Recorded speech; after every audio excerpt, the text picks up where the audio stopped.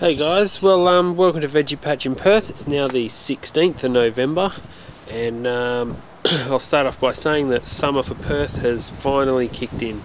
Although it's pretty safe to say, if you look back on my previous videos from last year, we are running, I reckon, about 3 weeks behind. So today I haven't checked, but I think we're hovering around 30 degrees. And the forecast for the next few days is around 30 and up to 32, 33. So yeah, looking at my last videos from the same time last year, I had cucumbers and tomatoes I was already harvesting. So yeah, I think we're about 3 weeks behind, but no problems there. I thought I'd start off by showing you the fruit trees because they've been a bit neglected in the videos. So this one here that's not looking so good is the Granny Smith. Well, it's a dwarf Granny Smith. It's still alive, it's still going, but the chickens seem to like trying to dig around this one, so I'm having trouble every time they dig it out. I have to fill it in. I have fenced it off once or twice, but I don't want to keep it completely fenced off. So yeah, no flowers on that one, but it's still alive, and I'm hoping next year. Most of these fruit trees have been in for a year and a bit now. So this one is the dwarf pink lady, and it's covered in flowers, but that's no good unless this one had flowers. But somehow, where is it?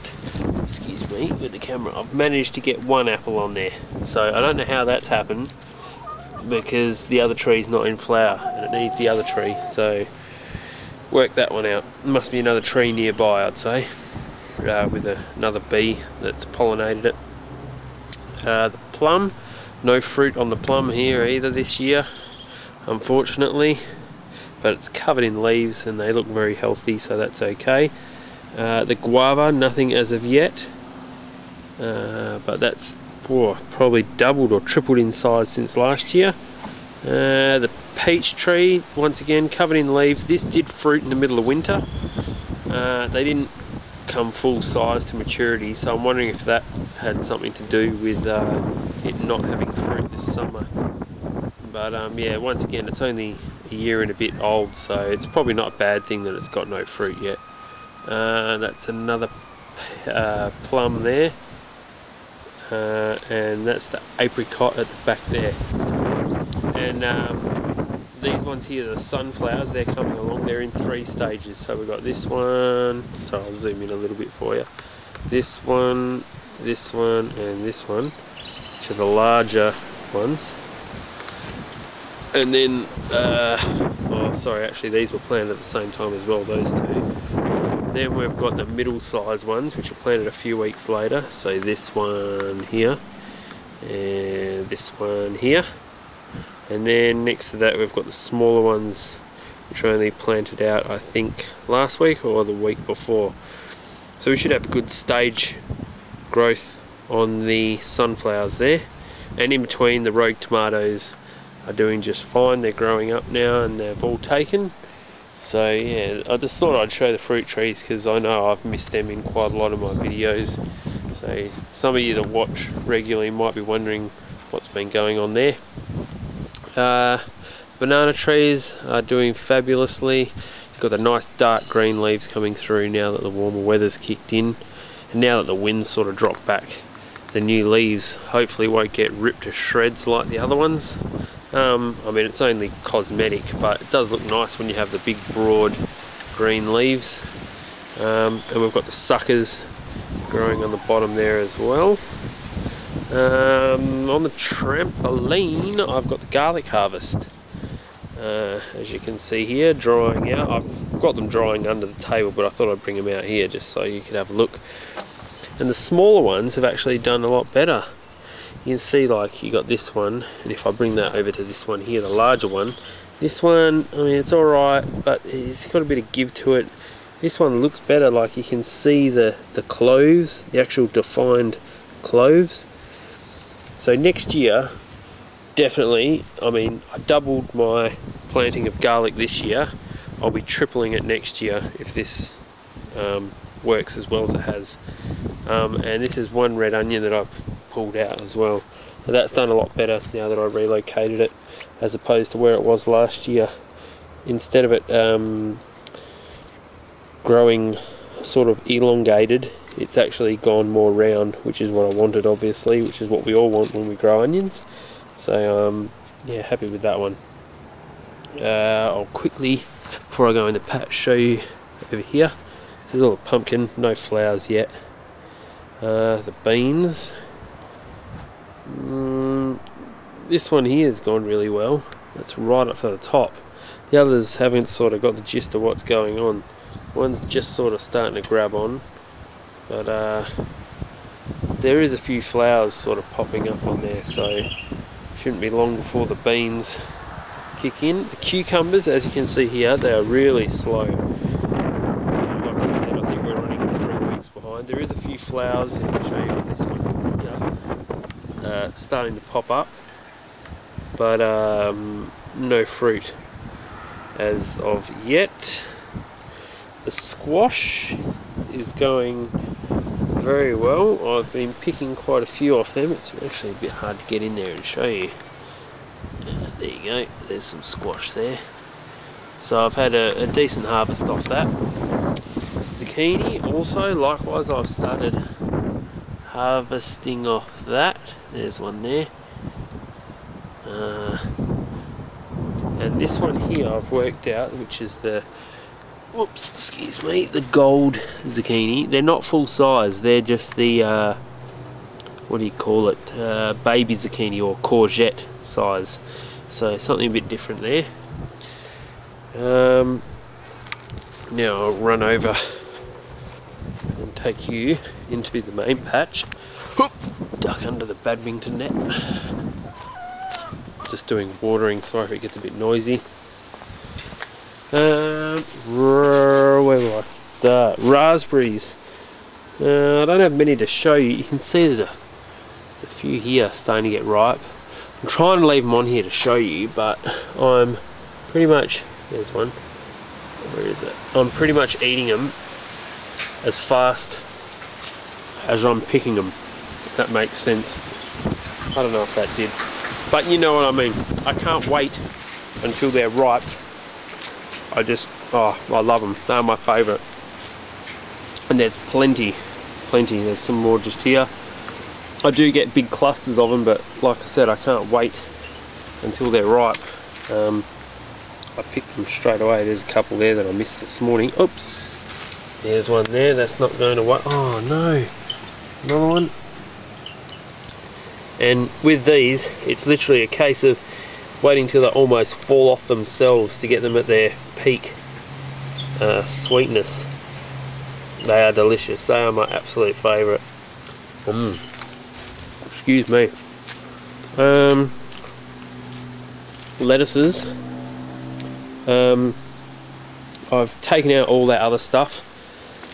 Well, not all of it, most of it. And I've replanted my second lot. So we had a massive feed of salad over the last 2 weeks. And yeah, a lot of this started to get affected by the cabbage moth. So had to take it out and start again, unfortunately. And I've waged war. Tried to go a la natural as I could regarding pesticides and herbicides and that, but enough was enough. It was starting to really make a dent in my harvesting, so I'll show you what I've done in a minute. Over here is the strawberries. They were getting affected by salaters. I don't know if you know what they are. They're almost like a little millipede type thing.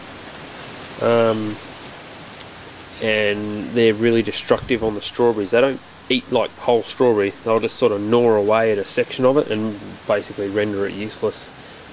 And the basil here was getting affected by slugs, so that's had treatment as well with snail pellets. You can see the blue pellets through there, so hopefully that'll come good now. Over through here, beetroot. More beetroot. My second helping of beetroot. The eggplant is getting quite large now. Well, not the actual eggplant, the plants are. No eggplant yet. This is cos lettuce in there. Originally I planted spring onions in there, but they never popped up, so made the most of it and chucked in some some cos lettuce. This is the destroyed Tuscan cabbage. Look at it, absolutely ruined.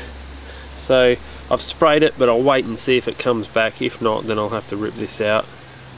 This is another helping of beetroot, which will be probably have to be picked in the next couple of weeks. Silver beet over here, and the carrots, they're doing just fine over here. Skip through here. Blueberries, very disappointed. I've already said that this year. Maybe it's having a year off. I had such a cracker of a year last year, and then this year literally nothing. I haven't picked anything this year, which is a real shame. So hopefully next year it bounces back with fruit.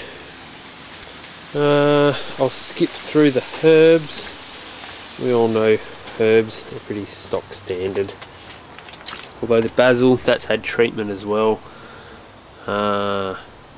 It's coming back the last week or so. Actually, I can show you. Sorry, I'm darting backwards and forwards, I know. I can show you here. I've got them, what I've been using. So this one here is Pyrethrum insect gun. I don't like plugging companies that much, but this is the one I use. Pyrethrum. I use that to combat the white moth, cabbage moths.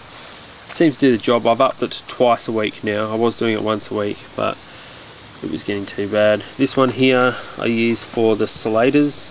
They attack my strawberries and in the shady areas of the tomatoes. So that one there. And then this one I sprinkle around under my pots. I don't really like using this because I'm fearful that the chickens might mistaken it for chicken food because it's pelleted. If they got in, but hopefully they don't get in. But yeah, I use that one under my pots. Anything that's getting attacked by slugs or snails. Right, now, sorry, I've just finished this video off. Beans, they're now up to the top of this, but no beans yet. Why is it every time I do a video, the damn helicopter goes over? Every single time. God. Anyway, beans, yes, they're doing well. I've taken out pretty much all the cabbage and that stuff that was along here that was killed by the cabbage moth, so that's all pretty much gone except for the celery up the end here. The grapes are starting to get a decent size on them now. You can see here. Very nice. Some large size bunches coming along there. The beetroot is all finished in here now. It's all been taken out. All that is left is from this one little plant here, and this is B and Bob's seed that I'm trying to keep for him, but it seems to be taking an eternity. This is all from that one little plant, and it comes all the way around here, spills all the way over here. Look at it, massive. Anyway, that's the seed I'm saving. And the tomatoes are just starting. There's a ripe one now. I've already harvested a couple, and they're probably, I would say, 5.5 foot high, most of them now. So they're all pretty much ready. Just a case of waiting for the heat to kick in and yeah, the fruit to ripen. There's a few there, almost on the ready. And this one here is the star of the show. Look at the size of that. That fits in my whole hand. I reckon that'd be about 500 grams there. Close to half a kilo. So hopefully that doesn't get eaten by anything. I'll finish off by pulling out one more red onion for you. There you go. This is in the onion patch. Oh, excuse me. Okay, there you go. Red onion. Lovely. Okay, well that's it for this episode. Hopefully I've shown you enough. Any questions, leave them down the bottom. And any queries, and any people from Perth, get in contact with me, because I'd like to hear or see your veggie patches and compare some notes. So yeah, until the next couple of weeks time, I'll see you then. Bye.